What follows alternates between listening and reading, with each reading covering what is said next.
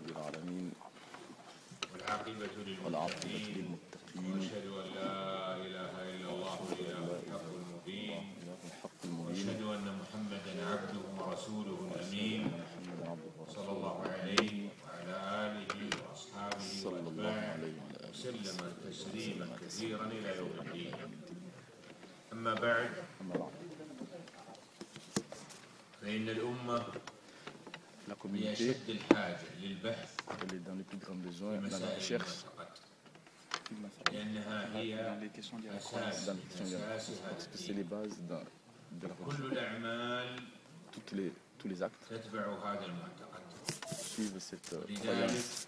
لما بعث الله ainsi عز que وجل نبيه Lorsqu'Allah il a محمدا envoyé صلى son الله messager عليه Muhammad وسلم sallam, جلس بضعة عشر سنة il est resté لا un peu plus يدعو de 10 jours, الناس de 10 ans إلا إلى التوحيد à appeler les gens seulement pour le وإفراد tawhid, الله بالعبادة à unifier Allah dans l'adoration.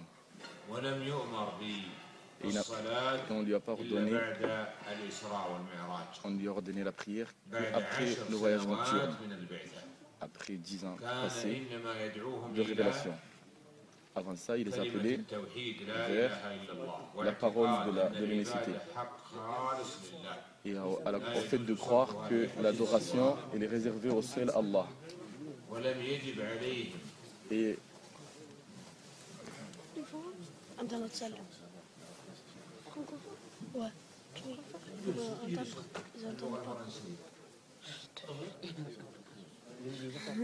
Il n'a pas compris, il n'a pas compris. Il veut pas qu'on parte. il a demandé aux frères de rester là, ceux qui veulent rester. et que le traducteur hausse un peu la voix. جلس النبي صلى الله عليه وسلم 10 سنوات. Si, elle est ouverte, elle est ouverte, elle est ouverte. Elle est ouverte, elle est ouverte. Donc pendant 10 ans, il n'a appelé les gens que vers le tawhid et à unifier Allah dans l'adoration. تقديم Donc le fait de faire devancer les recherches sur la croyance, sur toutes les autres recherches scientifiques, c'est une base fondamentale dans la religion.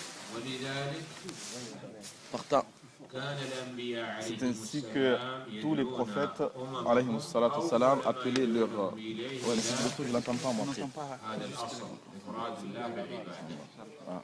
ألا تعبدوا إلا Donc الله. tous les prophètes ont appelé à l'unicité, à l'adoration du seul Allah. Allah a dit, nous avons certes envoyé dans chaque communauté un messager en lui disant, واجتنبوا الطاغوت. adorer Allah, en leur disant à leur peuple, adorer Allah et éviter les tarout. لا يقول إن ابن كان يجي عائل للطاغوت. هذا في أول الإسلام. أما في آخر الإسلام فقد نزلت الشرائع.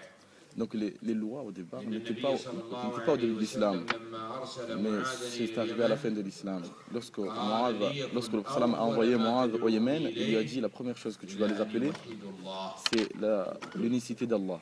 في رواية إلى شهادة أن Et لا dans une إله version, إلا الله وأن à l'attestation, au fait qu'ils attestent qu'Allah est le seul qui mérite d'être adoré, que Muhammad est son قال messager. فإنهم Et il lui a dit, أطاعوك s'ils t'obéissent dans في ça, ذلك فاعلمهم أن الله alors فرض apprends-leur عليهم خمس qu'Allah leur a صلوات. ordonné 5 prières jour et nuit à faire. 5 prières par jour. لا يدعى للصلاة Donc on appelle à la prière إلا بعد استجابة que si on a déjà répondu بدعوة التوحيد. au premier appel qui est Tawhid.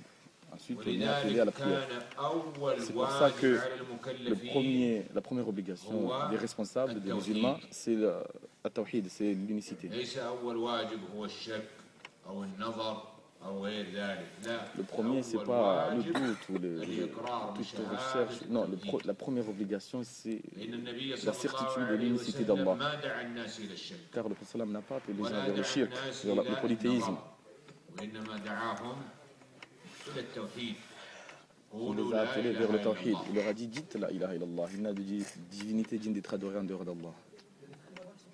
لما نزل الوحي Lorsque la révélation a كان été الصحابة descendue, يستقون les compagnons, معتقداتهم من القرآن ومن النبي صلى الله عليه وسلم donc les compagnons prenaient leur croyance seulement du Coran et du prophète. ولم Sallam. تختلط بغيرها. Il n'y avait pas de mélange. Il n'y avait aucun mélange avec d'autres croyances. Ensuite, وفدت إلى الناس بعض المعتقدات من أصحاب الحضارات الأخرى.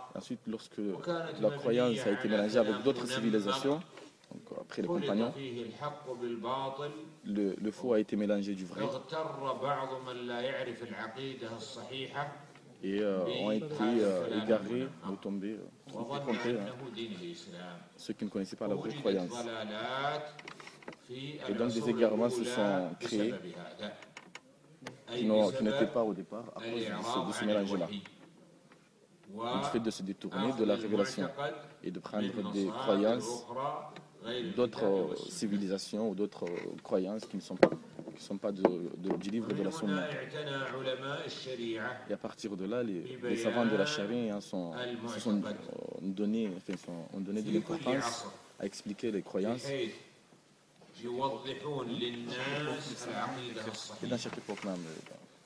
ويأخذونها من الكتاب والسنة Et ils apprennent cette في نفس croyance-là الوقت du livre يردون على d'Allah الشبهات et de la Sunna. التي تثار Et ils répondent tout en rejetant donc les ambiguïtés, en y répondant, en إلا expliquant les ambiguïtés ويوجد qu'il peut y فيه avoir. دعاة للباطل يثيرون À chaque الشبهات moment, il y a eu ليصدوا الناس عن العقيدة الصحيحة des prêcheurs, des gens qui appelaient au faux ويجعلونهم يدخلون في et qui font que les gens, المعتقد الفاسد. qui font rentrer les gens dans des fausses croyances.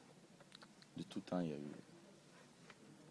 وقد هيأ الله عز وجل علماء السنة للرد Et Allah a préparé على les مقالات savants de la Sunna وبدع أهل comment الضلال. répondre à ces fausses ومن paroles-là. مميزات ردود أهل السنة أنهم يردون الباطل Et بالحق parmi les choses الصرف qui distinguent les gens de la Sunna, لا les يردون autres, c'est الباطل qu'ils بالباطل répondent, الآخر.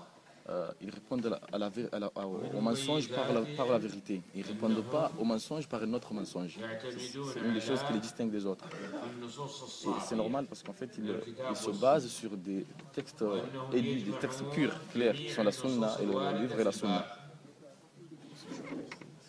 بحيث لا Ah, écoutez, ينزلون c'est pas possible. النصوص بغير مراد الله منها. وما من عصر Il n'y a pas إلا une époque ولعلماء السنة مؤلفات sans que les savants aient écrit des في livres بيان العقيدة afin d'expliquer, de mettre en avant et d'expliquer aux gens la croyance des gens de la Sunna. Et parmi les premiers livres qui ont été écrits par les gens de la Sunna العقيدة dans le domaine de la الصحيحة croyance, كتاب الإيمان c'est un livre qui s'appelle le livre de la foi, للإمام أبي بكر qui a été écrit par un savant qui s'appelle Abu Bakr ibn Abdullah ibn Abi Shayba. C'est parmi les premiers livres qui ont été écrits dans le domaine de la croyance. علماء الأمة C'est parmi les premiers savants de l'islam, هو الشيخ parmi les pieux prédécesseurs. الإمام البخاري Et c'est le professeur de روى l'imam عنه al-Bukhari. البخاري في الصحيح L'imam al-Bukhari, dans son recueil de hadith, حديثاً. rapporte beaucoup de hadiths qu'il a pris de son shir, qui وروى s'appelle donc عنه Ibn الإمام Abi Shayba. مسلم Et l'imam al-Muslim, l'imam Muslim, أكثر من 1000 حديث a plus de 1000 hadiths qu'il a pris directement de son professeur également, Ibn Abi Shayba. Également, l'imam Ahmed أحاديث كثيرة في a beaucoup المسند. de hadiths dans son recueil de hadiths qui s'appelle Al-Musnad, qu'il a pris de cet imam qui s'appelle Ibn Abi Shayba. Et c'est un des plus grands savants dans l'islam. وينقلون الأحاديث التي رواها وقد روى Et عن شيوخ كثيرين ممن لهم مكانة ومنزلة كالإمام وكيع بن الجراح il rapporte علي بن عبد الحميد beaucoup de savants comme Waqi' et d'autres, des hadiths et وسفيان بن عيينة tels que d'autres savants également comme Sufyan ibn وغيرهم من Uwayna الأئمة et d'autres parmi les grands imams des حماد musulmans بن أسامة comme Hamad ibn Usama. وتوفي رحمه الله في Et ce savant qui s'appelle Ibn Abi Shayba, dont nous allons lire son livre qui est relatif au domaine de la croyance, ما يدلك على تقدم عصره est mort en 233 de وقد l'Égypte. أثنى عليه الأئمة ثناء عاطرا بينوا مكانته ومنزلته وقد ألف مؤلفات Et il a écrit de nombreux ouvrages. Ce savant, dont nous allons étudier son livre, a écrit كتاب الإيمان de nombreux ouvrages, dont le livre que nous allons étudier, Kitab al-Iman. Il a également un livre qui s'appelle Kitab al-Adab. هو كتاب يبحث في C'est un livre qui الآداب traite الشرعية des règles de bienséance, du bon comportement que doit avoir le musulman. Il a également un livre qui s'appelle Al-Musnad. المسند قد وجد فيه قطعتان طبعتان dont on trouve deux parties qui ont été éditées. Il a également qui s'appelle Al-Musannaf, qui est un livre grandiose. C'est un livre répandu, connu, et qui a de nombreux récits des plus prédécesseurs, parmi les compagnons et le prophète alayhi salatu wassalam en premier lieu. Et il a de nombreux textes également dans ce livre-là, qu'il a pris directement des tabi'in, c'est-à-dire les élèves des compagnons.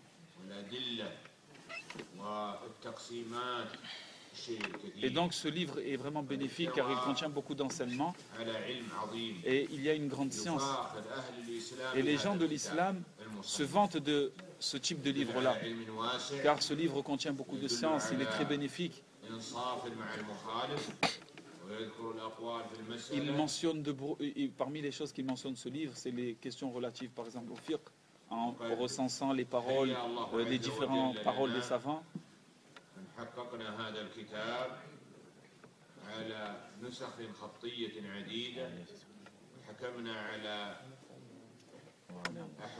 Et on remercie Allah Ta'ala de nous avoir permis donc d'avoir ce livre-là et que nous allons étudier, que nous allons lire. Et ce livre s'appelle donc Kitab al-Iman, c'est un livre relatif à la croyance, et c'est ce livre-là que nous allons étudier. Et Inch'Allah, nous allons commencer, c'est-à-dire la lecture de ce livre, qui s'appelle Kitab al-Iman.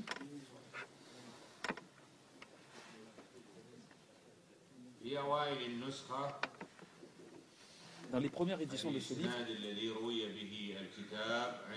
la chaîne de transmission qui a été mentionnée,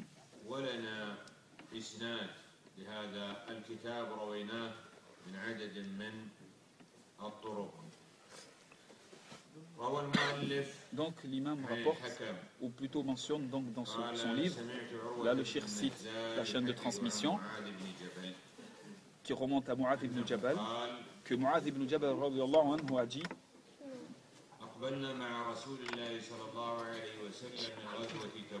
nous revenions avec le prophète sallallahu alayhi wa sallam de la bataille de Tabouk, qui est une bataille. C'est-à-dire Mu'adh rapporte qu'il était avec le prophète et qu'il revenait de la bataille de Tabouk.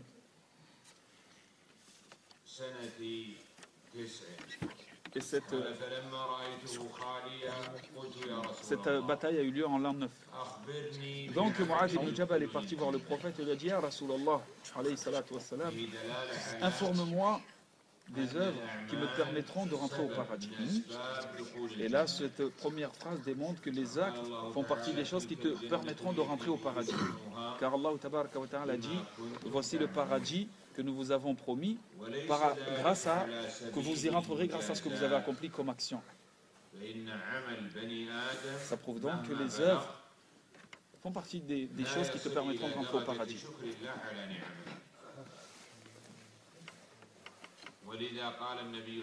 Ensuite, le prophète alayhi salatu wassalam a dit dans un hadith également que personne ne rentrera au paradis en se fiant uniquement à ses œuvres, mais on y rentrera par rapport à la miséricorde d'Allah. Donc comment regrouper ce hadith et le hadith qu'on a dit que le paradis s'obtient qu'avec les œuvres, et le hadith qu'on a dit que personne ne rentrera au paradis grâce à ses œuvres mais grâce à la miséricorde d'Allah? Comment regrouper ces deux hadiths? Comment les rassembler? C'est-à-dire le verset et le hadith qu'on a cité.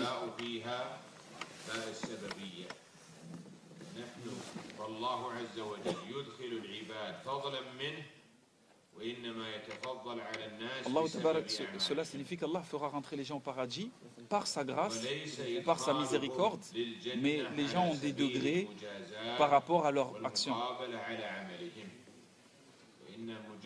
C'est-à-dire qu'on rentre au paradis grâce à Allah, grâce à sa grâce, sa miséricorde, mais les différents degrés entre nous, les différents rangs au paradis, etc., c'est dû aux actions de chacun.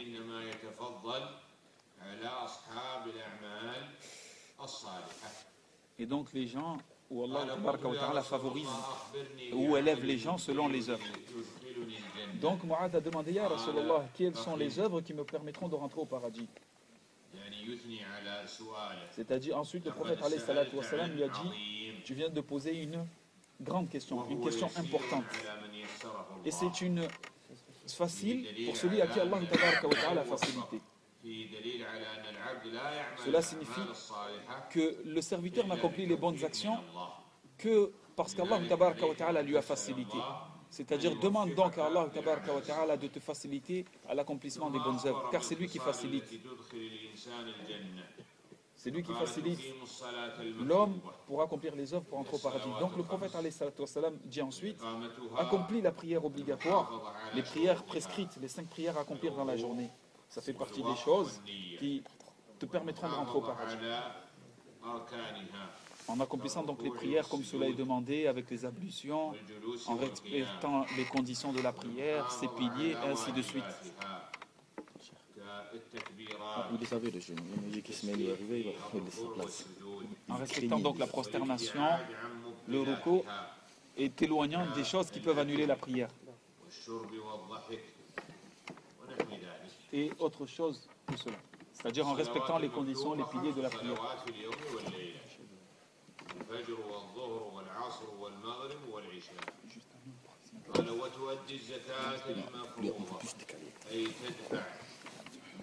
Ensuite, le prophète alayhi salatu wassalam dit donc accomplis tes prières obligatoires et paye la zakat. C'est une somme d'argent qu'on paye lorsqu'elle atteint un certain montant, nisab. Le musulman, il lui est demandé de payer donc la zakat. Et également, mais accomplit at-tawhid, c'est-à-dire rencontre Allah sans lui avoir donné d'associé. Et meurt en unifiant Allah tabaraka wa ta'ala, ne lui donne pas d'associé. Ensuite, le prophète alayhi salatu wassalam, après lui avoir mentionné les causes qui te permettront de rentrer au paradis, lui a dit, veux-tu que je t'indique l'œuvre, le pilier de tout ce qu'on vient de citer, la tête ou le pilier de tout ce qu'on vient de citer. Quant à le pilier ou la colonne vertébrale de tout ce qu'on vient de citer, c'est l'islam. Aslama salima, celui qui accomplit sa religion, qui devient musulman, celui-là sera sauvé.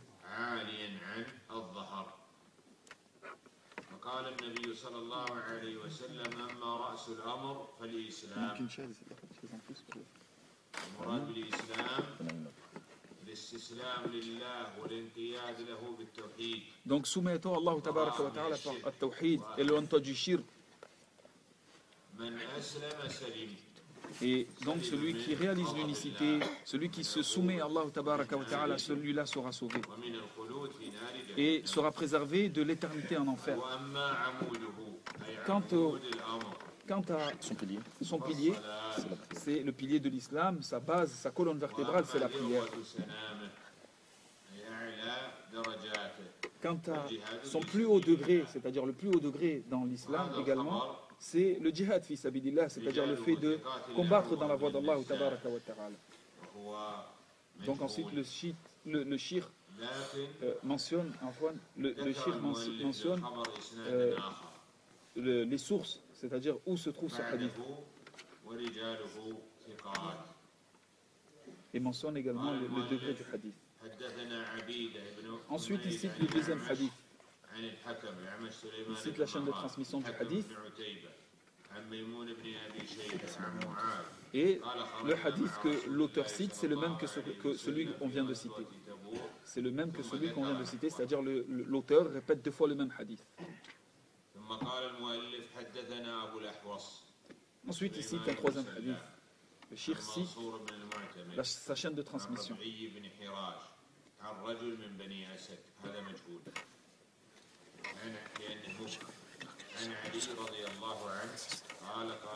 Donc, il est rapporté que Ali ibn Abi Talib a entendu le prophète sallallahu alayhi wa sallam dire: celui qui a 4 choses, 4 qualités, ou plutôt la personne ne goûtera pas à la douceur de la foi sans 4 choses. Sans ces 4 choses que le prophète alayhi salatu wa sallam va citer. La première chose, c'est la ilaha illallah wahdahu, c'est-à-dire le fait d'attester qu'Allah tabaraka wa ta'ala est l'unique, celui qui mérite d'être adoré, et que l'adoration doit être destinée que pour Allah tabaraka wa ta'ala seul. Tu ne dois pas lui donner d'associé, tu ne dois pas adorer autre que lui. et que l'adoration doit donc être vouée exclusivement à Allah tabaraka wa ta'ala. Ensuite, le prophète alayhi salatu wa salam continue en disant donc ces quatre choses-là. Le premier, l'attestation de foi, en attestant qu'Allah tabaraka wa ta'ala est celui qui mérite d'être adoré. La deuxième chose, d'attester que Allah tabaraka wa ta'ala a envoyé le prophète avec la vérité. Et cela signifie croire à tout ce que le prophète sallallahu alayhi wa sallam nous a ordonné et d'adorer Allah tabaraka wa ta'ala avec ce que, c'est-à-dire avec les informations ou la manière dont le prophète alayhi salatu wa sallam nous a expliqué. Ensuite, la troisième chose, que tu crois que tu mourras, que toute âme goûtera à la mort et que tu seras ressuscité après cette mort.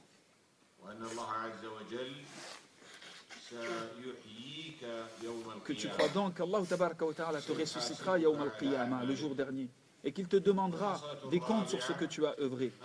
La quatrième chose, c'est que tu crois au destin. Tu crois au destin. Tu crois donc qu'Allah tabaraka wa ta'ala sait, avant même d'avoir créé les hommes, il sait exactement ce que chacun fera. Et donc, Allah tabaraka wa ta'ala, c'est-à-dire la croyance au destin, a des conditions, parmi lesquelles le fait de croire qu'Allah tabaraka wa ta'ala nous a créés et que avant même notre création, Allah tabaraka wa ta'ala sait ce que chacun d'entre nous fera.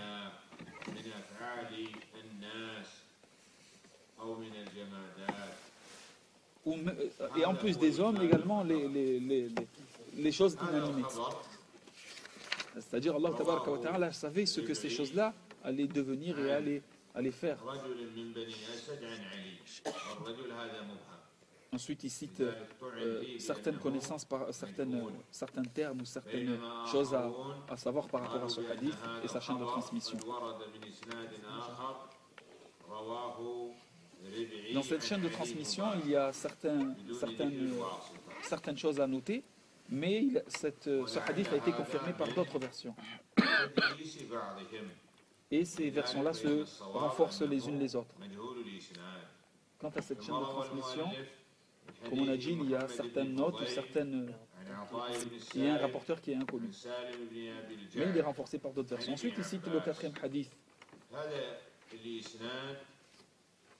فيه عطاء بن السائب وهو من الثقات العلماء لكنه في آخر حياته اختلط ورواية ابن فضيل عنه بعد اختلاطه قال عن ابن عباس قال جاء أعرابي.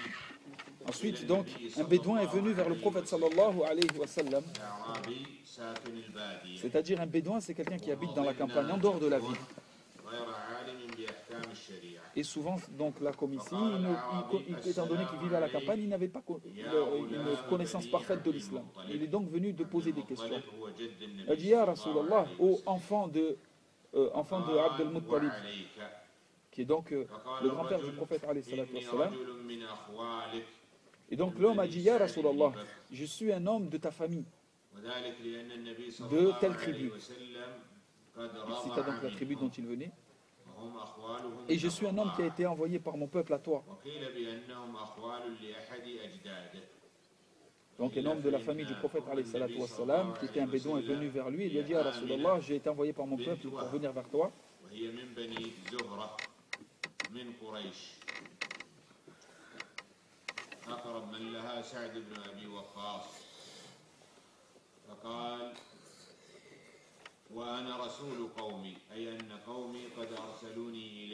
Donc son peuple a envoyé cet homme au prophète alayhi salatu wassalam pour poser des questions relatives à l'islam.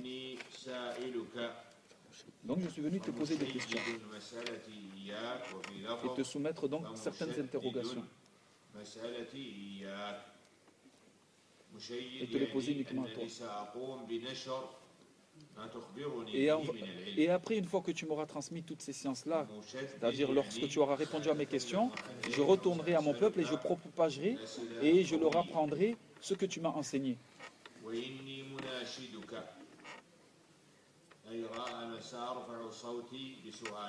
Et je vais donc élever ma voix, Ya Rasulallah, afin que tu m'attendes.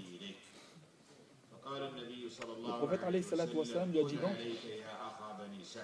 donc, Naam, pose tes questions. Pose tes questions. Et n'aie pas honte. Pose tes questions et ne te gêne pas. Et donc l'homme demanda au messager d'Allah, alayhi salatu wassalam, qui t'a créé? Qui t'a créé, t'a fait exister, t'a façonné, alors que tu n'étais rien? Et qui a créé ceux c'est-à-dire qui ont existé avant toi? Et qui a créé ceux qui viendront après toi, ya Rasulallah? Alors le prophète alayhi salatu wassalam lui a répondu, c'est Allah tabaraka wa ta'ala. Donc le bédouin a répondu, est-ce que c'est Allah tabaraka wa ta'ala qui t'a envoyé? Le messager alayhi salatu wassalam a répondu, Naam. C'est-à-dire, est-ce que c'est Allah qui t'a envoyé et qui t'a ordonné d'appeler les gens à ceux que donc toi tu appelles? Est-ce que c'est lui qui t'a confié cette mission? Donc le prophète alayhi salatu wassalam a dit Naam, et c'est lui qui a créé les 7 cieux, les 7 terres.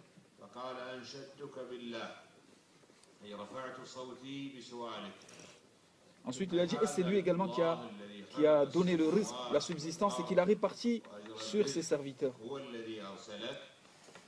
Donc le bédouin continue la question en lui disant, est-ce que c'est lui qui t'a envoyé? Le prophète alayhi salatu wassalam a dit Naam.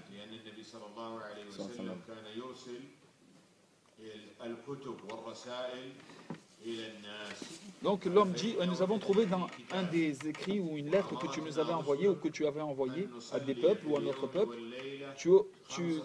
cette lettre, tu demandais aux gens d'accomplir 5 prières quotidiennes et 5 prières obligatoires. Et le prophète alayhi salatu wassalam a dit donc Naam, et donc il a dit je vais donc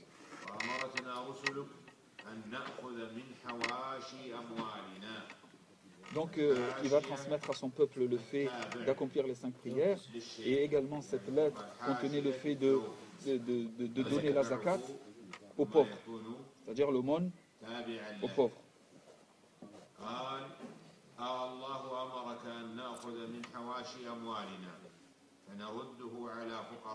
Donc est-ce que c'est Allah tabaraka wa ta'ala qui t'a demandé d'ordonner aux gens de verser la zakat et de la payer et de la dépenser dans la cause des pauvres? Le prophète alayhi salatu wassalam a dit oui. Donc il dit, ma 5e question, car ce bédouin a posé 4 questions. Là ici il va mentionner la 5e question. Il y a une 5e question que je ne te poserai pas, car je n'ai pas de doute dessus. Il y a une 5e question que je n'ose pas te poser ou que je ne vais pas te poser, car je n'ai pas de doute sur sa réponse.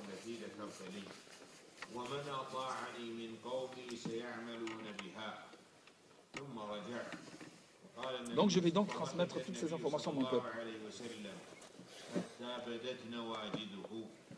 Donc ensuite ce bédouin s'en est allé et le prophète alayhi salatu wassalam a souri jusqu'à qu'on a vu donc ses gencives. Le prophète alayhi salatu wassalam a souri par rapport aux propos de ce bédouin jusqu'à qu'on ait vu les gencives du prophète sallallahu alayhi wa sallam.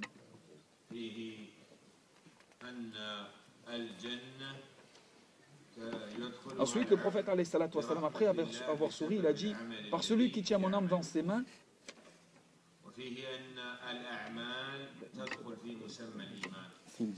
si ce bédouin dit vrai, c'est-à-dire s'il a cru réellement, s'il est véridique, s'il a cru à toutes les informations, les réponses qu'on lui a données, s'il y croit réellement, alors il y rentrera au paradis. Il y rentrera au paradis. Ensuite, le cheikh cite le 5e récit, le 5e hadith de ce livre. Et il cite sa chaîne de transmission et les caractéristiques de sa chaîne de transmission, avant de rentrer dans le texte même du hadith. Et ce hadith est rapporté par Anas ibn Malik. Il dit, on nous avait interdit de poser des questions au prophète alayhi salatu wassalam.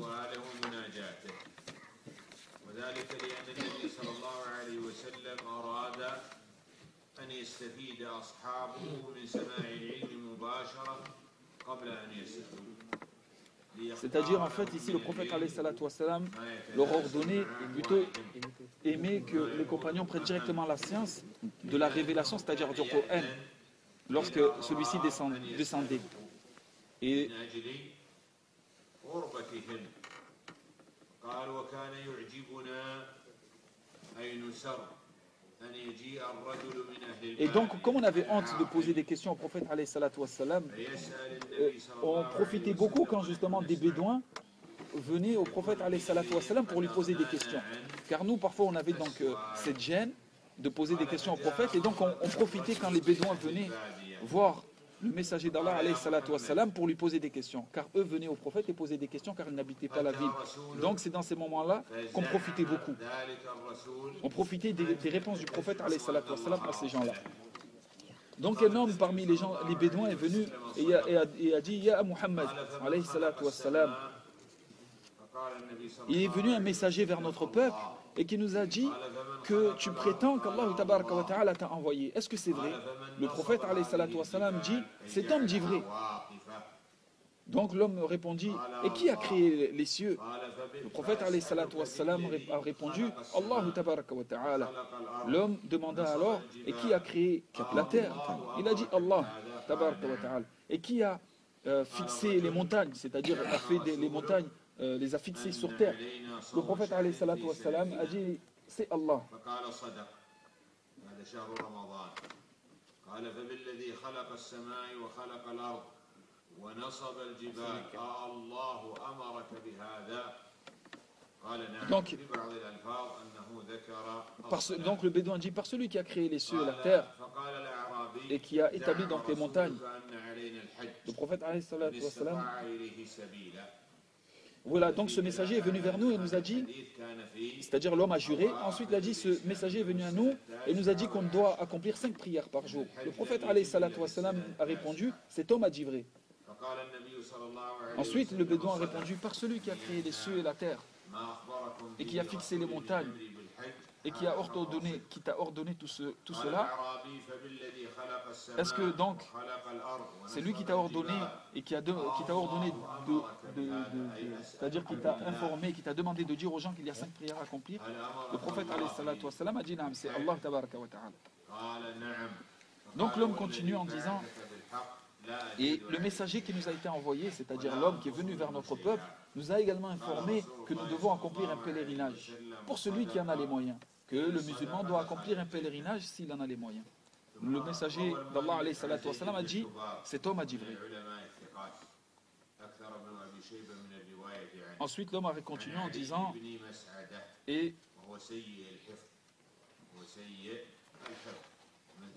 je ne vais pas te poser d'autres questions, ni en rajouter ni en diminuer. Et le prophète alayhi salatu wassalam a dit, si cet homme qui est venu ici pour me poser ces questions a dit vrai, il rentrera au paradis. Ensuite le shir parle de la chaîne de transmission du hadith et de ses caractéristiques. Et il mentionne ensuite le hadith numéro 6 que contient ce livre, Kitab al-Iman de Imam Ibn Abi Shayba.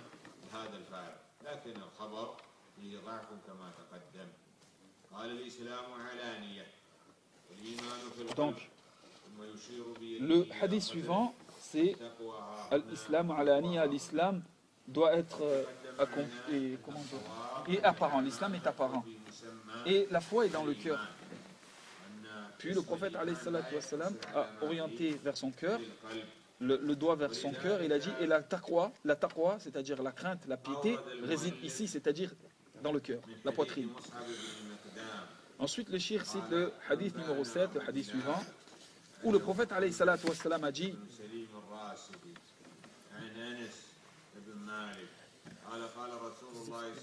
et le hadith qu'on a cité, le hadith précédent, est faible, hein? Le cheikh a tenu à souligner qu'il était faible. Ensuite, donc le hadith numéro 7 que nous allons citer, le prophète alayhi salatu wassalam a dit, la iman liman la amanata lah, pas de foi pour celui envers qui on ne peut pas avoir confiance ou qui ne respecte pas le dépôt. Ceci prouve donc que le fait d'être honnête, le fait de conserver le dépôt, ce qu'on t'a confié, rentre dans la foi, fait partie de la foi. Et donc les œuvres font partie de la foi. Ensuite, il cite le hadith numéro 8. Ali ibn Abi Talib rapporte,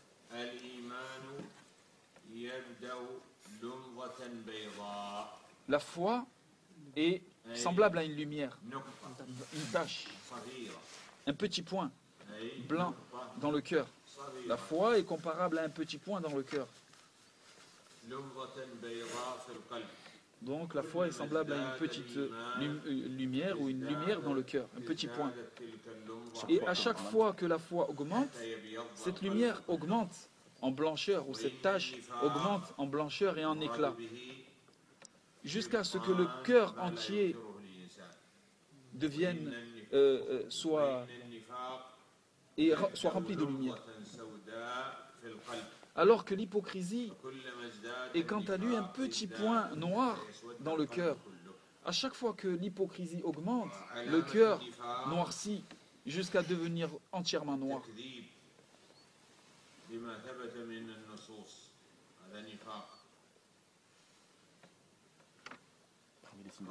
Parmi les signes de l'hypocrisie, c'est de renier les textes ou les textes de la sunna. Ensuite, le prophète alayhi salatu wassalam, ou plutôt donc dans ce récit, le prophète alayhi salatu wassalam dit Walladhi nafsi biyadihi, par celui qui a mon âme dans sa main. Si vous coupez en morceaux le cœur du musulman, le cœur du croyant, vous trouverez la blancheur de son cœur, l'éclat de la lumière que contient son cœur. Alors que si vous coupez en morceaux le cœur de l'hypocrite, vous trouverez son cœur noir, c'est-à-dire noir par rapport à tous les péchés et l'hypocrisie que son cœur contient. Ensuite, le cheikh cite le récit numéro 9. Que le prophète alayhi salatu wassalam aurait dit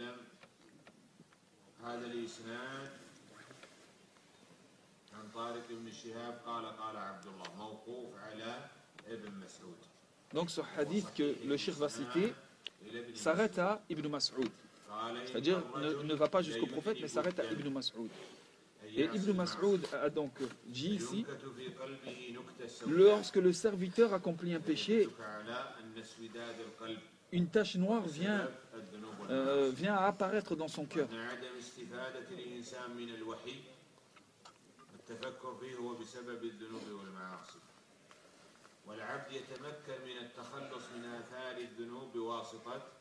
Et le musulman doit se sert pour effacer les péchés et cette noirceur qu'il y a dans son cœur par le repentir.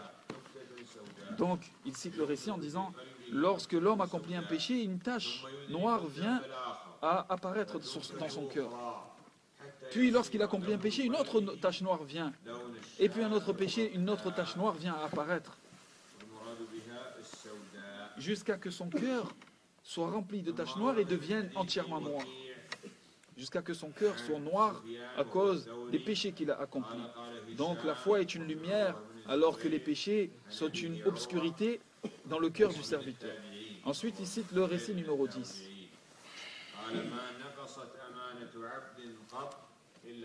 À chaque fois qu'une personne néglige le dépôt qu'on lui a confié, à chaque fois que la personne triche dans le dépôt confié, al-amana, elle ne respecte pas le dépôt confié, sa foi baisse. Sa foi baisse. Ensuite, le récit.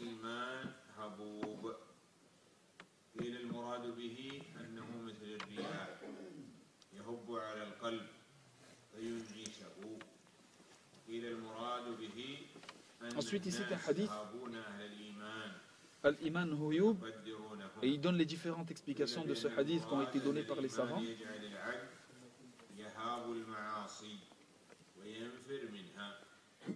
C'est le fait donc que le serviteur fuit les péchés. Parmi les explications qui a été données, Al-Iman Huyub, c'est le fait que la foi consiste à s'éloigner donc des péchés. Ensuite, le prophète, le récit suivant, c'est que le prophète alayhi salatu wassalam a envoyé un compagnon et qui appelait les gens, c'est-à-dire à Mina. C'est un endroit que les hujjaj, lorsqu'ils accomplissent le hajj, se retrouvent. Que le prophète alayhi salatu wassalam donc l'a envoyé, que cet homme est parti à cet endroit-là et il criait que ne rentrera au paradis que celui qui a une âme croyante, que le croyant, ne rentrera au paradis que le croyant. Et ensuite le shir parle de la chaîne de transmission de ce hadith. Ensuite, le prophète, le shir cite le récit suivant. Ô vous les hommes, que votre prière et que vos jeûnes ne vous trompent pas.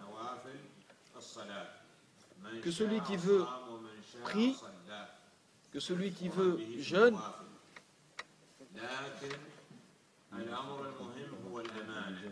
Non, ne vous laissez pas tromper par la prière et le jeûne des gens. Ne vous laissez pas tromper par le jeûne et la prière des gens. Que celui qui veut prie et que celui qui veut jeûne. Mais sachez que celui qui ne respecte pas le dépôt confié, que celui en qui on ne peut pas avoir confiance, n'a pas de religion. Celui en qui on ne peut pas faire confiance, celui qui trahit le dépôt confié, n'a pas de religion. Donc une incitation à respecter le dépôt confié. Ensuite, il cite le récit suivant où le prophète alayhi salatu wassalam a dit: la foi augmente et baisse. Donc on lui demanda: et qu'est-ce qui participe et qu'est-ce qui contribue à l'augmentation de la foi et qu'est-ce qui contribue à sa baisse? Car lorsque on mentionne Allah tabaraka wa ta'ala, lorsqu'on fait le rappel d'Allah, notre crainte envers lui augmente. Et donc cela, le fait que la peur d'Allah augmente, signifie que ta foi augmente. Et lorsque tu es insouciant et que tu oublies le rappel d'Allah tabaraka wa ta'ala, cela signifie que ta foi baisse. Cela contribue à la baisse de la foi. Les gens de la sunna affirment donc que la foi augmente et que la foi augmente et la foi baisse. Ce récit prouve que la foi augmente et que la foi baisse également. Elle augmente avec l'obéissance, elle baisse avec la désobéissance. Et les savants ou certains groupes ont dit que la foi c'est simplement l'attestation avec le cœur, c'est-à-dire sans œuvre. Certains groupes disent que la foi c'est uniquement dans le cœur, une attestation, une attestation, une sincère décision dans le cœur. C'est-à-dire que la foi est uniquement dans le cœur.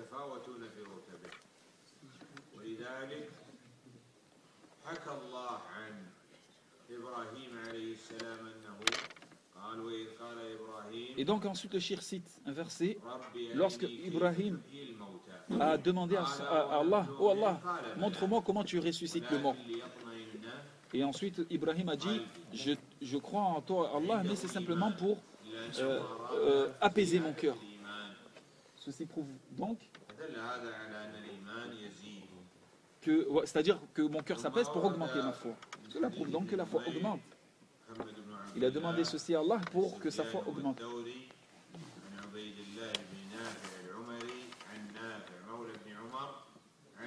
Ensuite, il cite le récit suivant, qui est une invocation. Et cette invocation était: oh Allah, n'enlève pas la foi de mon cœur, comme tu me l'as donné. C'est-à-dire ici, il est demandé donc au serviteur d'implorer Allah comme ici: oh Allah, n'enlève pas la foi de mon cœur après que tu me l'aies donné.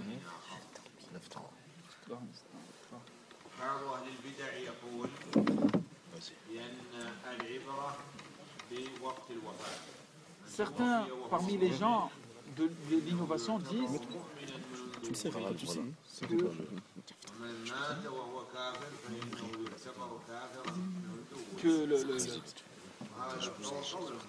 que la foi est enlevée qu'au moment où on meurt.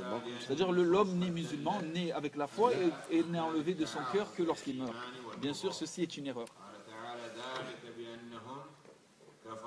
En parlant des mécréants, Allah tabaraka wa ta'ala dit: ils ont mécru après avoir cru.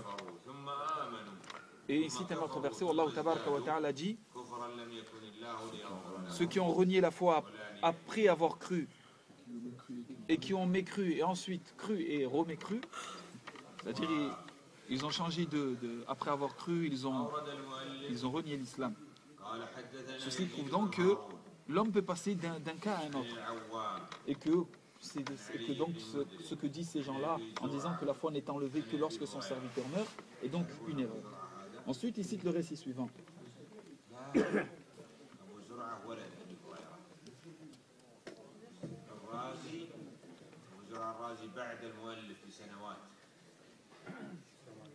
Ici donc la chaîne de transmission de ce récit et certaines caractéristiques de cette chaîne de transmission. Ensuite, le prophète alayhi salatu wassalam a dit la foi est pure et purificatrice. Celui qui, lorsqu'il commet az-zina, la foi quitte son cœur. Cela ne signifie pas bien sûr que la personne sort de l'islam. Cela signifie simplement que la foi baisse et augmente et que accomplir ce péché-là est un grand péché. Quant à celui qui regrette, qui se repent, c'est-à-dire celui qui regrette après avoir commis ce type d'acte, qui se demande des comptes, qui revient et qui se repent à Allah tabaraka wa ta'ala, sa foi revient. C'est-à-dire après avoir quitté sa foi lorsqu'il a accompli ce péché, lorsqu'il s'est repenti, cette foi revient. Ensuite, il cite le récit suivant, où le prophète alayhi salatu wassalam disait, donc il cite certaines caractéristiques de cette chaîne de transmission et certaines informations par rapport à ceux qui rapportent ce récit. Et le prophète alayhi salatu wassalam a dit, le croyant ayant la foi la plus parfaite, c'est celui qui a le meilleur comportement. C'est-à-dire que le meilleur des musulmans, le meilleur des croyants, c'est celui qui a le comportement, le meilleur comportement. Ceci signifie que le bon comportement rentre dans la foi. Car au début du hadith, le prophète a dit, le croyant, c'est-à-dire celui qui croit, le croyant ayant la foi la plus parfaite, c'est celui qui a le bon comportement. Ceci signifie que le bon comportement fait partie de la foi. Et il cite le récit suivant, où ce récit est semblable à celui qu'on vient de citer, c'est-à-dire le meilleur des croyants, ou le croyant ayant la foi la plus parfaite, c'est celui qui a le meilleur comportement. Ceci signifie, étant donné qu'il dit le meilleur des croyants, ou le croyant ayant la foi la plus parfaite, signifie, ou nous informe, ou nous permet de dire que les croyants ont différentes foi. Il y a différents degrés dans la foi, que certains ont des foi plus élevées que d'autres. Et ceux qui ont la foi la plus parfaite, c'est ceux donc doués d'un bon comportement. Et il cite un autre récit, et ce récit est semblable aux deux derniers que nous venons de citer, ou nous venons de voir. C'est-à-dire le croyant ayant la foi la plus parfaite, c'est celui qui a le meilleur comportement. Ensuite, il cite certaines informations par rapport à cette chaîne de transmission. Et cela signifie que la foi augmente et baisse, et que le bon comportement rentre dans la foi. Ensuite, l'auteur cite le récit suivant, qui ressemble également au récit que nous venons de citer, à savoir que le meilleur des croyants, celui ayant la foi la plus parfaite, c'est celui doué du noble caractère, celui qui a le meilleur comportement.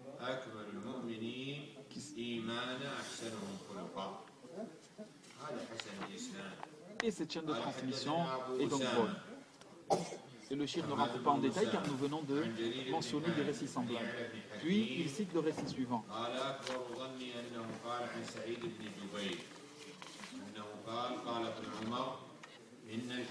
Un récit rapporté par Ibn Omar, il disait, la pudeur, le fait de s'éloigner des choses laides, le fait de s'éloigner des choses mauvaises, des mauvais comportements, sont liés à la foi. C'est-à-dire la pudeur est liée à la foi. Les deux sont liés l'un à l'autre. Et la pudeur désigne le fait de s'éloigner des choses interdites. Et si l'un des deux vient à disparaître, l'autre disparaît également. C'est-à-dire si la pudeur disparaît du cœur du serviteur, la foi s'en va. Et si la foi s'en va, la pudeur également s'en va. L'un ne va pas sans l'autre. Puis le shir cite le récit suivant. Qu'un homme a dit devant Abdullah, c'est-à-dire, lorsqu'on dit Abdullah, cela désigne Abdullah ibn Mas'ud. Un homme lui a dit, un homme s'adressant à Ibn Mas'ud, il lui a dit, Inni mu'min, je suis croyant.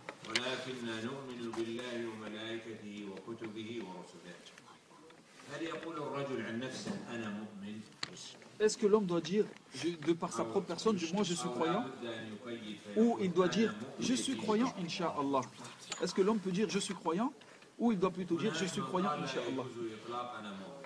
وهناك من قال يجوز. Certains disent qu'il est permis de dire je suis croyant. والضابط في هذا الباب Et ce qu'il faut, la règle par rapport à ce qu'on vient de citer, باعتبار que إذا قال أنا مؤمن يريد به si une personne dit moi je suis croyant, سيستمر معي إلى الوفاة فلا بد من voulant sous-entendre par là مؤمن إن شاء الله. qu'il va continuer jusqu'à sa mort dans le droit chemin, il faut qu'il rajoute Inch'Allah. الحال فلا بأس. Par contre, s'il parle de sa foi tout de suite, s'il dit maintenant à l'instant je suis croyant, il n'y a pas de problème. Il n'y a pas besoin de dire Inch'Allah. Mais s'il parle je suis croyant dans le sens jusqu'à sa mort, jusqu'à à l'avenir, etc., il doit dire Inch'Allah car il ne sait pas son sort, il ne sait pas ce qui lui arrivera à l'avenir. Ensuite, il a cité donc ce récit. Et ensuite, il cite le récit suivant. Il lui a dit, j'ai rencontré un cavalier. Je lui ai dit, Man antum, qui vous êtes? Cet homme, ces gens ont répondu, nous sommes croyants. C'est-à-dire, un homme a croisé un cavalier, ou des cavaliers, il leur a dit, qui vous êtes? Il a dit, nous sommes des croyants. Et donc, il lui a été dit, dites directement, nous sommes des gens du paradis. Si vous dites, vous êtes croyants, dites carrément que vous êtes des gens du paradis.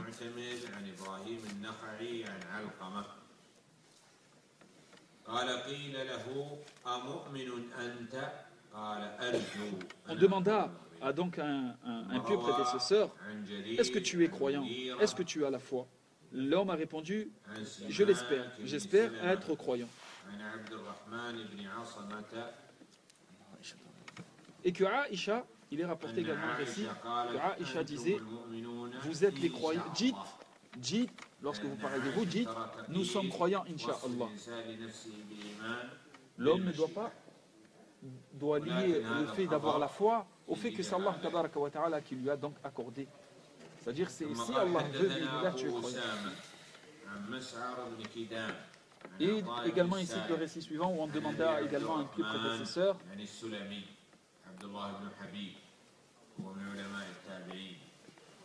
فقال إذا سئل أحدكم أمؤمن أنت فلا يشكن فليجزم وليقل أنا مؤمن. Si on demande à quelqu'un est-ce que tu es croyant, qu'il n'hésite pas et qu'il dise, il ne doute pas, qu'il dise je suis croyant.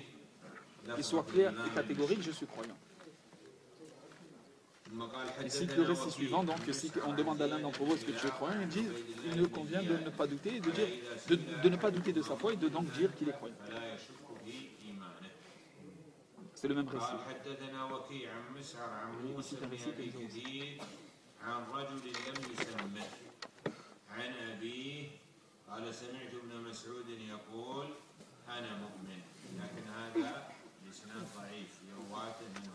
puis ici, c'est un récit dont la chaîne de transmission est faible. Et ce récit, c'était qu'un homme avait entendu Ibn Mas'ud dire « Je suis croyant ». Mais ce récit est faible. Bien que le sens peut être vrai, la chaîne de transmission est faible. Ensuite, il cite un autre hadith qui rapporte qu'un peu prédécesseur s'appelait Muhammad. Muhammad rapporte d'un pieux prédécesseur qui s'appelait Ibrahim al-Nakha'i. Et ce Ibrahim al-Nakha'i, lorsqu'on lui demandait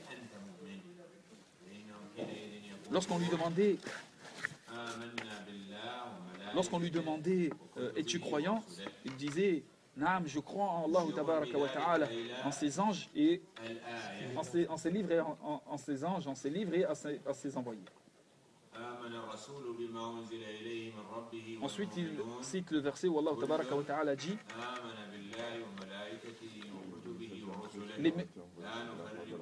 le messager a cru à ce qui lui a été révélé de la part de son Seigneur. Il a cru en Allah, ses anges, en ses livres et en ses messagers. Non. Le dernier verset de Surat al-Baqarah.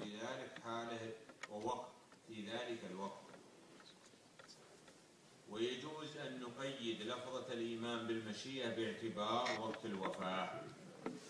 قال المؤلف حدثنا أبو معاوية محمد بن خازم عن الشيباني. Donc le cheikh répète la règle qu'on a citée. Le musulman peut dire je suis musulman, je suis croyant, s'il parle de son instant présent. Maintenant, s'il vise par là le fait de parler de l'avenir jusqu'à sa mort, il doit dire Inch'Allah, car il ne sait pas son sort.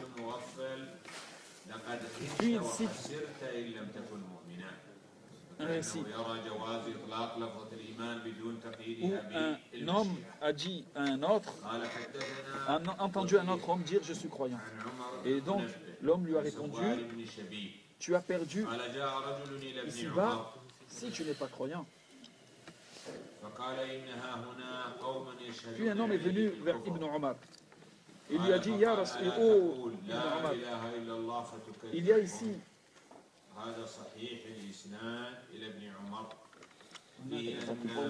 voilà, un homme est venu voir Ibn Omar, lui a dit, oh Ibn Omar, il y a des gens qui me traitent de mécréants, qui traitent, qui me traitent de mécréants. Et donc, il lui a dit, dis la ilaha illallah, tu auras répondu à leurs fausses accusations. Tu auras démenti ce dont ils t'accusaient.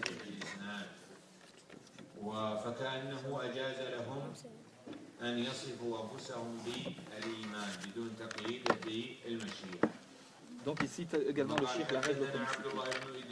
À savoir, il est permis de dire je suis croyant. Puis il cite le récit suivant. Il cite sa chaîne de transmission. Où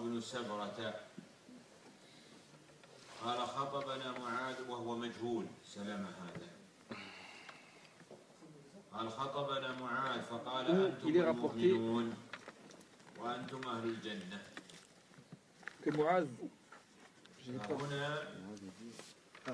que Mu'adh s'adressa aux gens en disant vous êtes les croyants et vous êtes les gens du paradis. Je sais pas ça.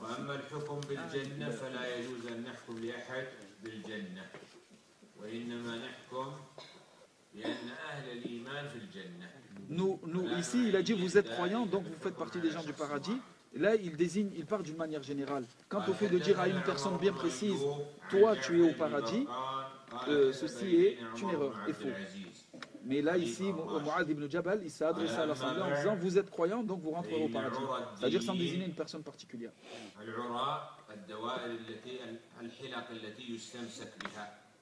Donc,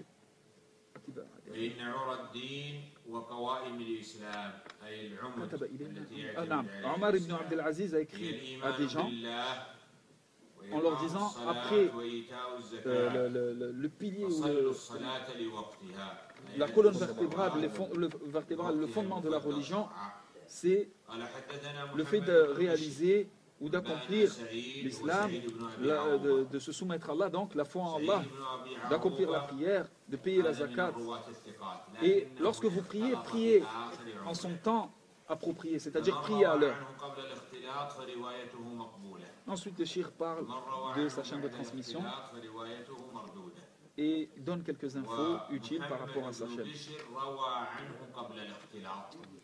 Ensuite, le récit suivant. Il est rapporté que le prophète alayhi salatu wassalam a dit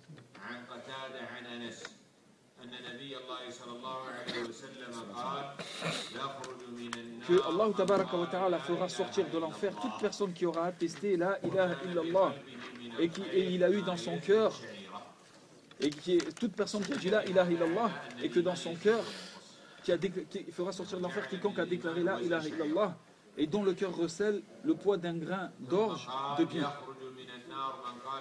Et qu'il fera sortir de l'enfer quiconque déclare la ilaha illallah et dont le cœur recèle le poids d'un grain de blé de bien. Et que sortira de l'enfer quiconque déclarera la ilaha illallah et dont le cœur recèle le poids d'un atome de bien.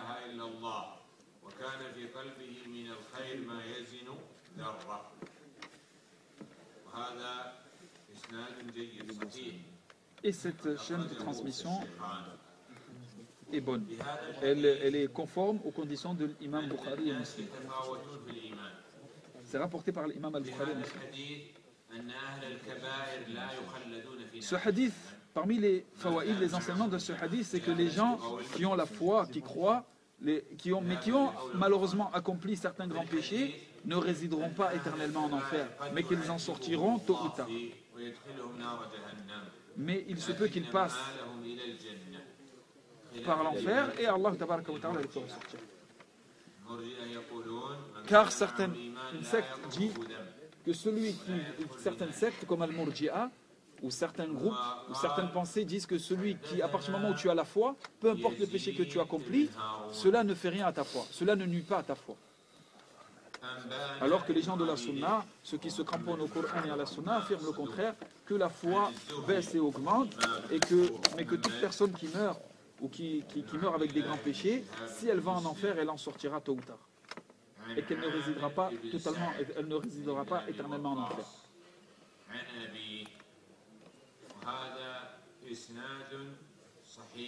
Et qu'on ne dit pas également que toute personne qui a accompli un grand péché ira au paradis de manière obligatoire. Il se peut qu'elle passe par l'enfer. Ensuite, il cite le récit suivant. Le récit suivant, c'est qu'un groupe est venu vers le prophète alayhi salatu wassalam, et lui ont demandé quelque chose. Ils lui ont demandé de l'argent. Et là, de l'argent ou des biens. Et là, le prophète alayhi salatu wassalam leur a donné, sauf à un homme parmi eux. Le prophète alayhi salatu wassalam ne leur a rien donné. Et là, les gens lui ont dit, ah Rasulullah, tu leur as donné, tu as laissé un tel, sans lui lui ont donné. Alors que nous voyons qu'il est croyant. Et là, c'est-à-dire cette personne mérite que tu lui donnes quelque chose car c'est un croyant. Là, le prophète alayhi salatu wassalam a dit, croyant ou musulman. Croyant ou musulman. C'est-à-dire ici le prophète veut leur sous-entendre qu'il y a la différence entre le croyant, le fait de dire mu'min, croyant, et muslim, musulman. Il y a une différence entre les deux. Il y a des points communs et des différences entre ces deux termes. Et là les gens ont répété cela 3 fois au prophète alayhi salatu wassalam, en lui disant mais c'est un croyant, pourquoi ne lui tu donnes pas? Et là le prophète à chaque fois, le prophète alayhi salatu wassalam a donné la même réponse. Croyant, c'est-à-dire vous dites que c'est un croyant, mais il se peut qu'il soit également musulman. Et ils ont répété, et il est musulman, il est musulman. Il est musulman ou croyant? Ils ont répété cela à plusieurs reprises.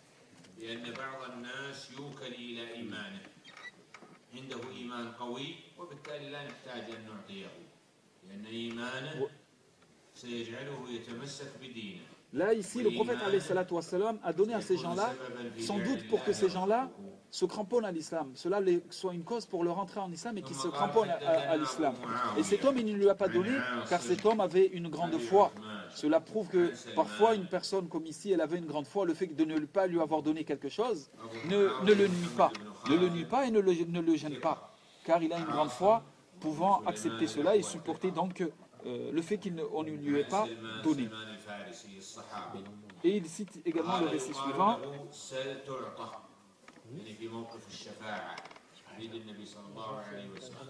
La grande intercession Yawm al-Qiyamah. Il lui sera dit au prophète alayhi salatu wassalam, demande à Allah et nous te donnerons. Et car ce jour-là, le jour de la résurrection, est un jour terrible. Certains iront en paradis, certains iront en enfer, donc ça sera un moment terrible. Et donc, le soleil se rapprochera des têtes, chacun espérera donc être sauvé. Et donc il sera dit au prophète alayhi salatu wassalam, demande à Allah et on te donnera, c'est-à-dire demande à Allah et intercède pour ta communauté. Intercède et on te donnera l'intercession, c'est-à-dire le fait d'intercéder pour ta communauté. Et invoque Allah et on répondra à ton invocation. Et là le prophète alayhi salatu wassalam lèvera alors la tête et se dit, parlant à Allah tabaraka wa ta'ala en disant oh Allah, ma communauté, ma communauté. Il répétera cela 1 ou 2 fois, 2 ou 3 fois.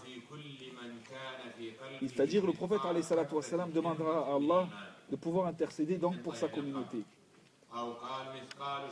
Et là, Allah tabaraka wa ta'ala permettra et acceptera l'intercession du prophète alayhi salatu wassalam. Et Allah tabaraka wa ta'ala fera sortir ou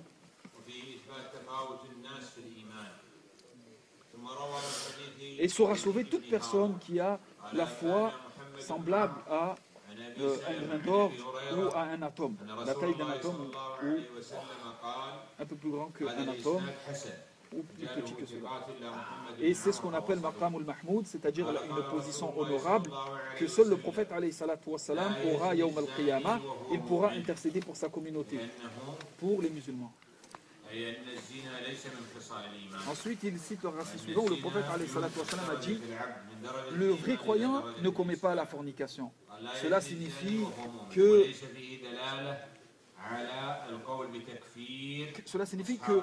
la fornication ne fait pas partie des caractéristiques du croyant. C'est-à-dire un croyant ne commet pas la fornication, ne commet pas l'adultère. Et également le prophète alayhi salatu wassalam continue en disant: le croyant ne commet pas az-zina et également il ne boit pas d'alcool. Et là ici une personne peut dire: mais le prophète alayhi salatu wassalam a dit: n'est pas croyant celui qui commet az-zina. Comment comprendre ce hadith? Est-ce que cela signifie que la personne sort de l'islam? D'autres textes nous permettent d'affirmer que le musulman, la personne reste croyante tant on peut rester musulman malgré le fait qu'il ait accompli cette action-là, cette action mauvaise-là. La même chose pour celui qui consomme l'alcool et celui qui tue les gens, qui vole les gens.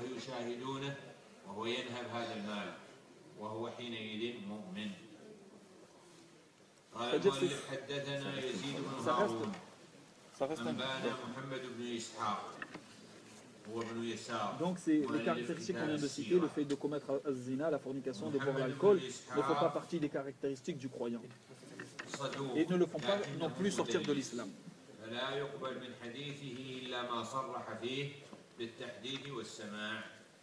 Ensuite, ici, le récit suivant.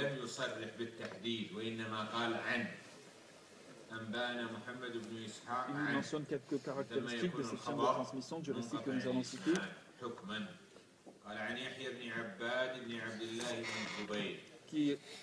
Ce récit est mentionné donc que Aïcha radhiyallahu anha disait que j'ai entendu le prophète alayhi salatu wassalam dire: celui qui commet az-zina, qu'il sache qu'au moment où il commet cet acte, il n'est pas croyant. Et que celui qui vole, au moment où il est en train de commettre ce vol, qu'il sache qu'il n'est pas croyant. Et celui qui consomme l'alcool, qu'il sache au moment où il est en train de consommer l'alcool, il n'est pas croyant. Faites donc attention, faites donc attention, faites donc attention. Ceci signifie donc qu'il y a différents degrés dans la religion et qu'il y a donc une différence et des points en commun entre le terme islam et iman. ثم أورد من حديث ابن علية وهو إسماعيل بن إبراهيم ابن علية. Et le récit est le suivant. Le récit suivant est celui que donc nous allons citer. Il cite quelques caractéristiques et quelques informations utiles par rapport à la chaîne de transmission du récit qui va suivre. Le messager d'Allah alayhi salatu wassalam a dit: ce hadith est le même ou a le même sens que celui qu'on vient de citer, c'est-à-dire que ne fait pas partie des caractéristiques du croyant le fait de commettre az-zina. Et donc que celui qui commet az-zina, au moment où il est en train de le faire, qu'il sache qu'il n'est pas croyant. Que celui qui vole, qu'il sache qu'au moment où il est en train de voler, il n'est pas croyant. Que celui qui boit l'alcool, qu'il sache qu'au moment où il est en train de boire, il n'est pas croyant. Et celui qui usurpe les biens de gens, celui qui usurpe quelque chose qui appartient aux gens, qui le prend de manière illicite et qui fait lever les regards des gens sur lui, c'est-à-dire que les gens le regardent par rapport à l'acte qu'il vient de commettre, qu'il sache qu'il n'est pas croyant, ou au moment où il fait cela, il commet son péché. Ensuite, il cite le récit suivant. Il cite donc la chaîne de transmission du hadith ou du récit. Le prophète alayhi salatu wassalam a dit: sachez que la pudeur fait partie de la foi. Ce que sous-entend le terme la pudeur ici, qu'est-ce que cela sous-entend? Il pose une question. Qui sait la signification de la pudeur dans ce hadith? Cela signifie le fait de s'éloigner de toutes les choses qu'Allah tabaraka wa ta'ala n'aime pas et n'agrée pas dans les actes et dans les paroles.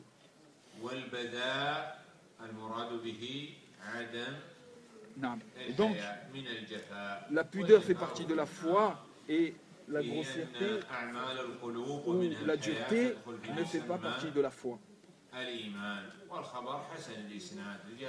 La grossièreté, la pudeur, le fait d'être dur également envers les gens ne fait pas partie de la foi.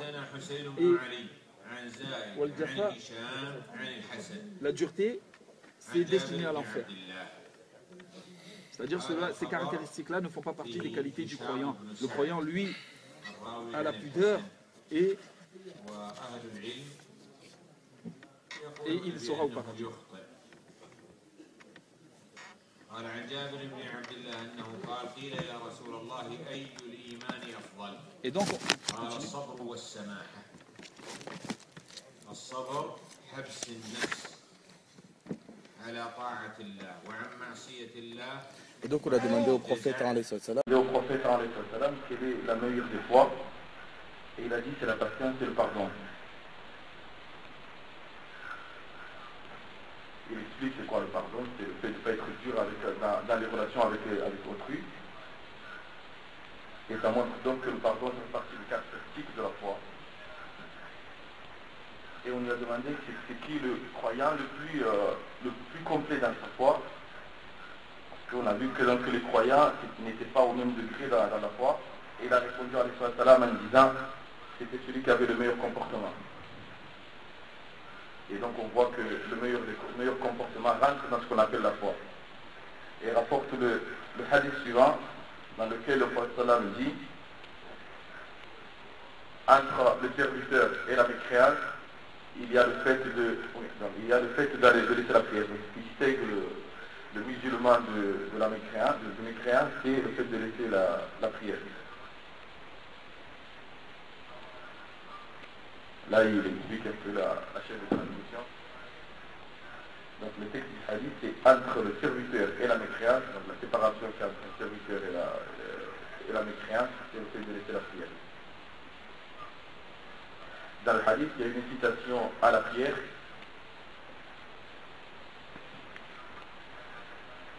Et l'imam Ahmad s'est servi de ce hadith pour dire que celui qui abandonne la prière, c'est un kafir, c'est un mécréant. Ensuite, rapportez notre hadith.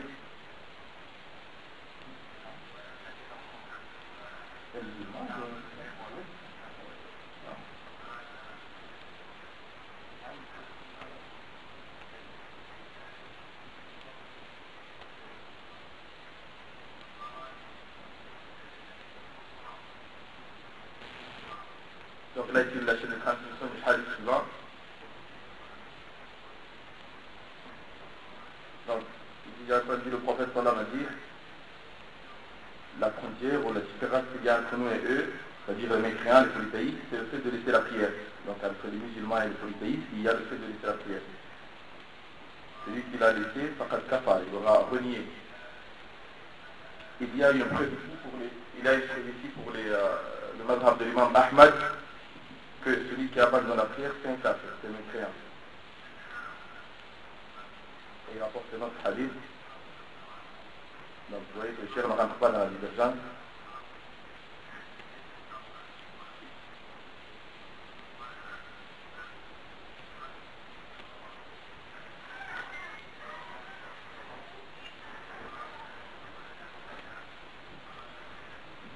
Donc dans lequel on rapporte que quand Omar de Mas'oud a dit, donc ce compagnon, il a dit dans un texte qu'on remonte à lui, mais qu'on ne remonte pas au prophète, il dit, celui qui ne prie pas, il n'a pas de religion. Celui qui ne prie pas n'a pas de religion. Et dans le texte suivant, dans le hadith suivant, là il est du prophète, dans lequel il dit, celui qui a laissé l'antre, la prière de l'antre, habita amalou de manière volontaire, ses actes sont nuls.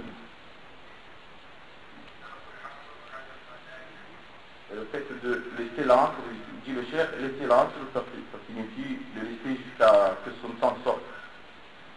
Et certains s'appuient dessus pour dire que le fait de laisser la prière s'annule, ça sort sur l'islam, vous voyez que les actes s'annulent et ils ne s'annulent que sur l'islam.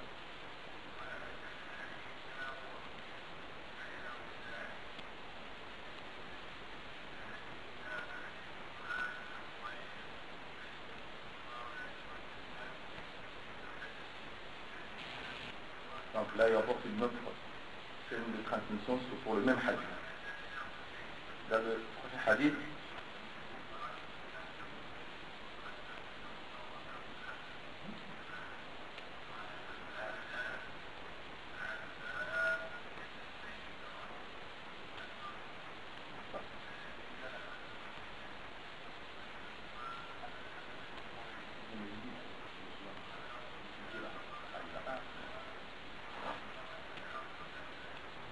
Donc Abu Darda, au rapport de Abu Darda, ce compagnon Allah Ta'ala disait que celui qui allait sur la prière de la rentrée jusqu'à ce qu'elle parte, sans aucune excuse, alors ses actes deviennent nuls. Et d'après le prophète, il a dit, celui qui a laissé une prière obligatoire jusqu'à ce que son temps passe, sans aucune excuse, ses actes deviennent nuls. Donc ça, c'est un texte qui remonte du prophète, mais celui de Abu Darda, celui du prophète sallam, il dit le chef qu'il est faible, mais celui de Abu Darda, qui lui remonte jusqu'à Abu Darda, le compagnon, il dit sa chaîne de transmission et les authentiques.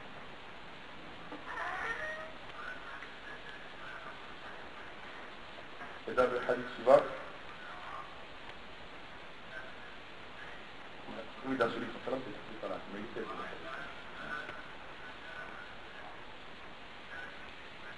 Et là, c'est notre texte qui ressemble un peu à ce qui est déjà passé. Il dit il n'y a de foi, il n'y a pas de foi pour celui qui n'a pas de conscience. Celui qui ne respecte pas les dépôts. Il n'y a pas de religion, la vie, la liman la d'Allah pour celui qui ne respecte pas le pas.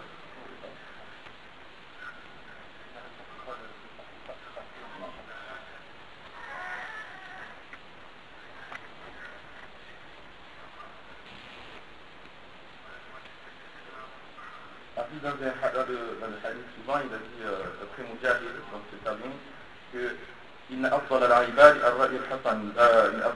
la meilleure des adorations, c'est le bon avis, qui se permet de distinguer le bien du mal. La bonne clairvoyance.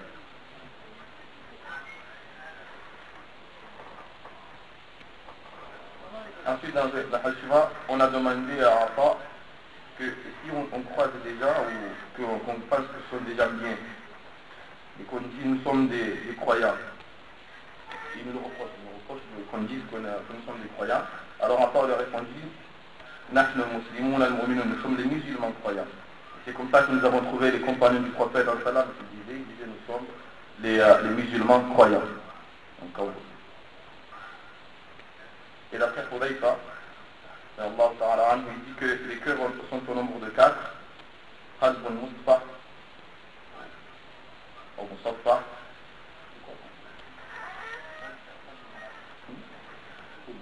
Donc le premier cœur de Mustafa, c'est le mot Mustafa, mais il dit c'est le cœur de l'hypocrite.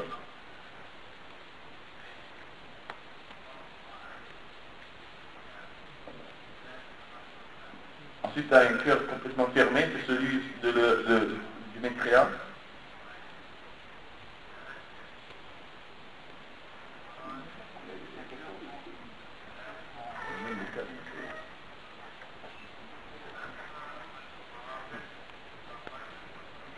C'est quoi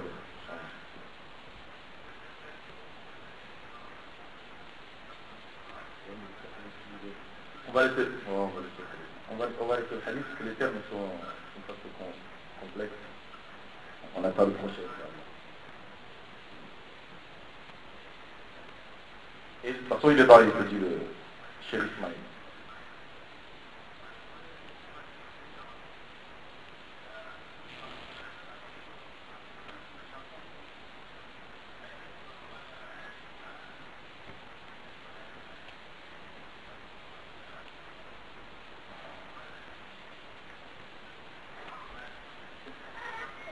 Ensuite, dans le hadith suivant, il dit que le prophète sallam disait souvent ô toi, ya muqallib al-qulub, toi qui change les cœurs, raffermis mon cœur sur ta religion. Donc c'était beaucoup des doigts du prophète alayhi salam. Dans ce hadith, on voit bien qu'il y a que tirer comme profit le fait de multiplier les invocations. Il dit que le salam le disait beaucoup. Et aussi le fait de se rapprocher d'Allah avec ses noms et ses attributs, comme il a dit, que le salam ya muqallib al-qulub. Aussi que les cœurs sont entre les doigts d'Allah.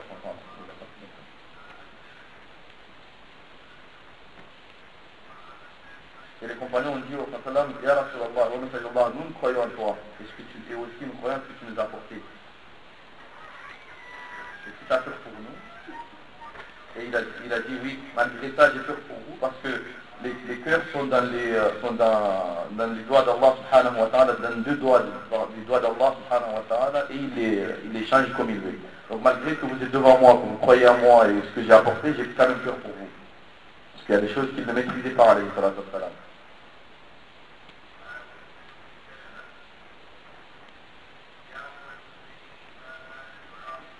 Ici, il y a une tabiine qui a demandé à Umm Salama, la mère des croyants, et qu'il a dit, oh toi la mère des croyants, quelle était la doigt que faisait le prophète, alayhi salam. Et il lui a répondu donc la doigt qu'on a citée, il y a Mukhalib al-Qulub, Tabit Qadi al-Adini, pour toi qui transforme les cœurs, raffermis mon cœur dans ta religion. Alors je lui demandais, Umm Salama a demandé au Sallam, pourquoi tu fais souvent cette doigt, cette invocation, et le prophète lui a répondu, il n'y a pas un fils de Adam, il n'y a pas un homme, si ce n'est que son cœur est dans deux doigts, parmi les doigts d'Allah subhanahu wa ta'ala, Masha Aqama, Masha Azar. Celui qu'Allah veut, il le laisse sur la droiture, celui qui veut Allah subhanahu wa ta'ala, il égare. C'est pour ça qu'il faisait beaucoup cette doigt, comme si lui-même il n'était pas à l'abri des ruses d'Allah subhanahu wa ta'ala.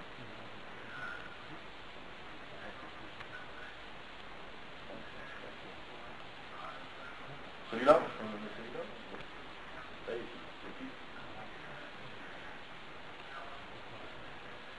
Donc, la même chose d'Al-Karaï, qui a demandé au prophète pourquoi il faisait beaucoup cette doigt. Et il lui a répondu, est-ce que tu ne sais pas, Aïcha, que les cœurs des fils d'Adam sont dans les doigts d'Allah subhanahu wa ta'ala, celui qui veut les transformer, l'envoyer vers la guidée, il l'envoie vers la guidée. Et celui qui veut le transformer et l'envoyer dans l'égarement, il l'envoie dans l'égarement. C'est la réponse qu'il a donnée à Aïcha Allah ta'ala.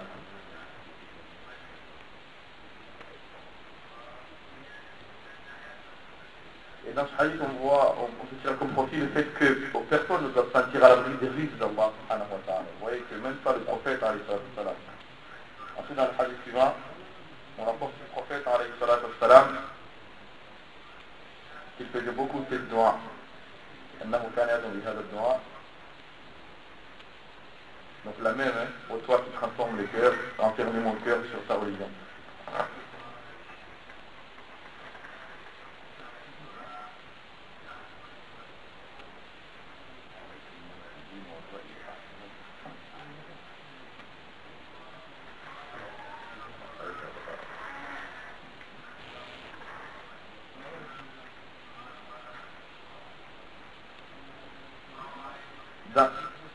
Dans le hadith souvent, ça me dit, je n'ai pas vu, ou plutôt Abdullah ibn Mas'ud qui dit, je n'ai pas vu quelqu'un qui était faible dans la religion et dans les avis, plus que qui peut gagner les hommes plus que les femmes. Donc j'ai pas vu, je ne connais personne qui soit faible dans la religion ou dans son avis, plus que les femmes.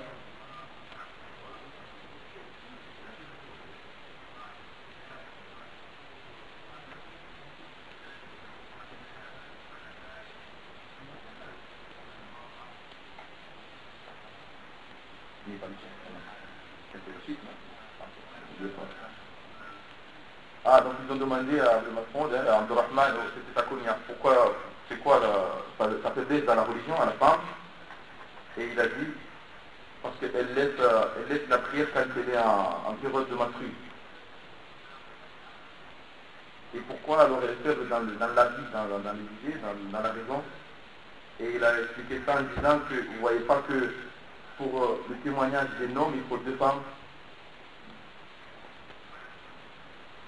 Donc ça montre bien qu'elle est faible en raisonnement.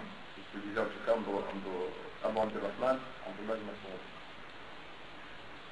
Mas'ud.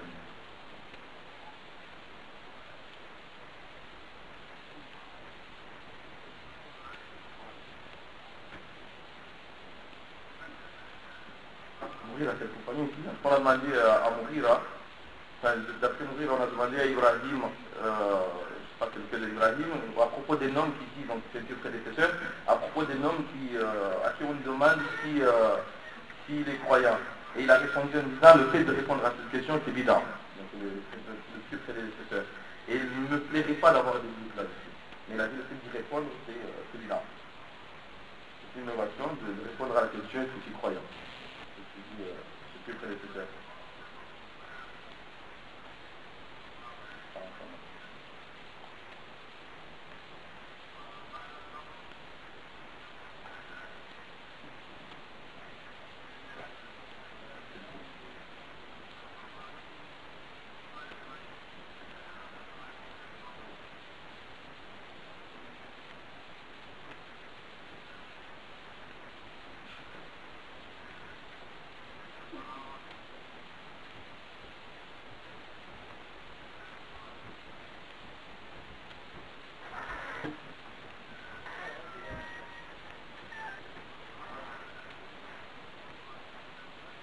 On rapporte de Khouzaïfa qui disait que Wallahi est l'homme peut se réveiller le matin alors qu'il voit très bien, le clairvoyant, et il arrive le soir, il me voit avec, comme s'il a des poils qui poussent dans les yeux.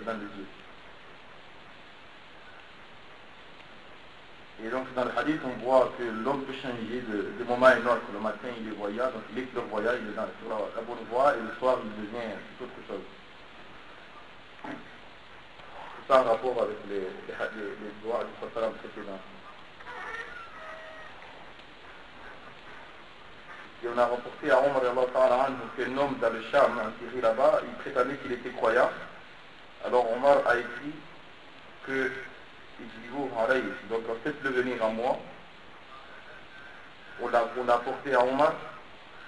On lui a demandé, tu prétends que tu es croyant? Et l'homme a demandé oui. Et de toute façon, à l'époque du prophète, il y avait plus que 3 degrés. Il y avait des croyants, il dit ça à Omar, il y avait des croyants, des mécréants et des hypocrites. Il a dit, je ne suis ni mécréant ni hypocrite. Donc il me reste que le fait d'être croyant. Et Omar lui a dit, tends-moi la main. Il a serré la main, il a été satisfait de sa réponse. Il a dit, je suis ni mécréant ni hypocrite, donc il me reste peut-être croyant.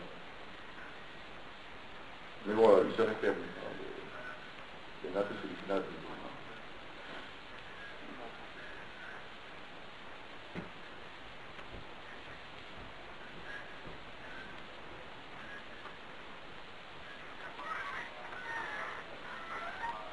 Et là, du prophète, alayhi salatu wa salam, il va venir vers la fin des temps, des épreuves,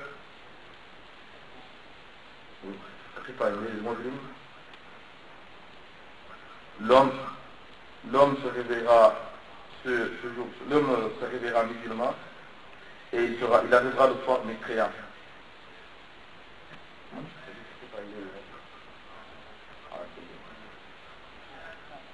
Donc il y aura des jours sombres dans lesquels l'homme se réveillera le matin musulman, croyant, il arrivera le soir, alors qu'il est mécréant. Et l'inverse aussi, il sera le soir croyant, il se réveillera le matin mécréant. Il y a bon. Donc cette chaîne-là, celle-là en soi, elle est faible, mais le texte a été confirmé par d'autres textes, qu'ils appellent Hassan al-Musaïm al-Khayr.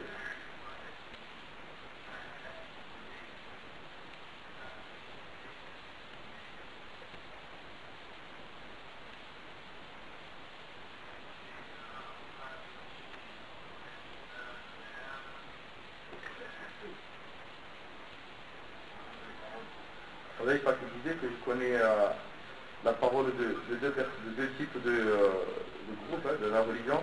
Ceux qui disent que l'imam et la foi, c'est tellement une parole, il n'y a pas d'acte qui va avec, même si tu commets le meurtre, même si tu fais le zina. Et d'autres qui disent Awwaluna Arab.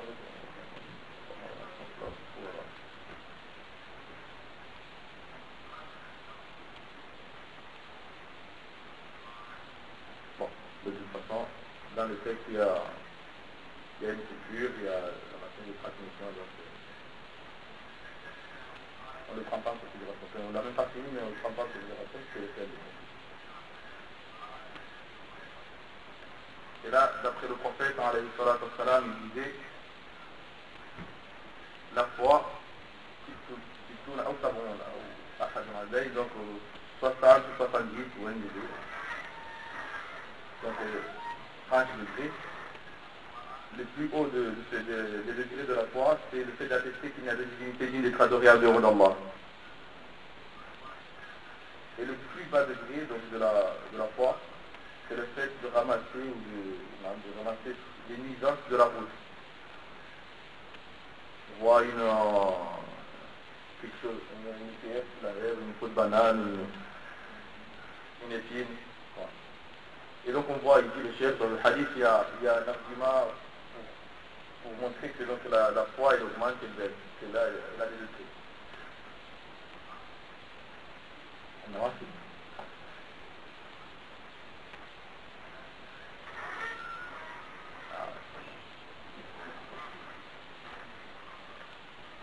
Donc là, il donne des exemples par rapport au fait que ça monte ou ça baisse, notamment avec l'arbre. Est-ce que les feuilles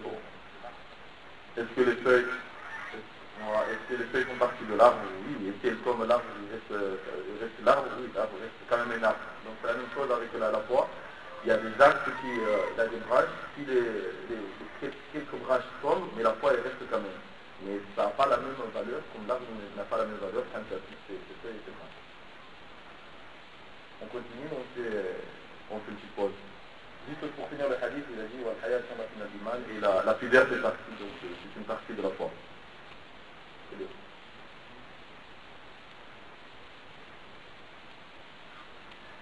Donc on prend une heure de pause.